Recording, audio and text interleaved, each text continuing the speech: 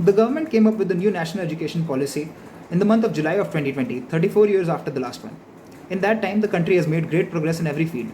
Technological advancements, however, have changed the times drastically, and the country was in a need of a new educational policy to keep up with the times and also to do away with the curriculum that had been in place for a number of years and had been under immense criticism for a number of years. Well, out came the government with a new policy, the proposals enshrined in which seek to completely change the model of education of the country. By now, almost all of us are aware of all the basic features of the new education policy, and it is something that has gotten me really excited and hopeful about the future.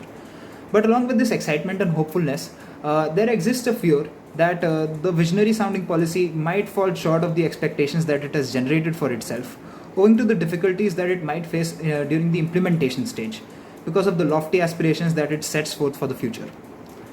Let us explore some of the undeniable positive changes that the policy has in store for us. It intends to integrate the Indian education system with the global education patterns and to do away with rote learning. Focus has been laid on equipping the child with 21st century skills. Students will now have a greater flexibility in choosing their subjects as the rigid demarcation between science and arts, curricular and extracurricular, and even vocational and academic streams have ceases to exist.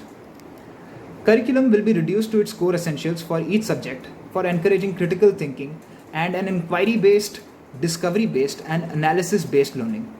There is a provision for vocational training along with internships during school in order to provide more hands on training to the children and to lessen the often criticized gap that exists between the skills learned in school and the ones required for survival in the real world. There is a provision for the medium of instruction being the mother tongue wherever possible up to class 5, as a particular language doesn't need to be the medium of instruction for it to be taught and learnt well, which naturally is a very good initiative in order to not let a language be a barrier in the way of a child gaining his or her education, and to try and step away from the increasing neglect that the local languages and mother tongues have been receiving over the past few years, and the illogical and unscientific hysteria towards English medium schools in the past recent years. One of the most important features of the NEP 2020 is also the recruitment of teachers. The Indian school system has long suffered the problem of insufficient teachers and low recruitment of trained teachers, setting up of a common national professional standards for teachers. It also brings about a sea of changes in the system of higher education as well, aiming to improve it with the goal of creation of greater opportunities for individual languages and mother tongues have been receiving over the past few years, and the illogical and unscientific hysteria towards English medium schools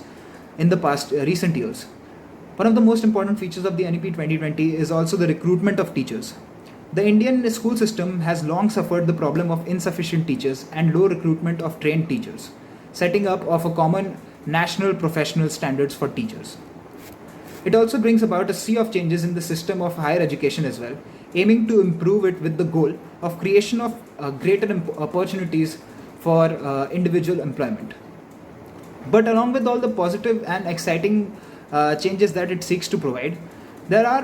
bound to be some fears as well, and these fears have been voiced from various corners of the country. Analysts fear that the entire policy may be a bit too high on rhetoric, and that the biggest challenge before the government would be to be able to match aspiration with inspiration. The best sounding words may not always be the most practical way to go about something, and they will have to find a way which is the most equitable and achievable in a country like India.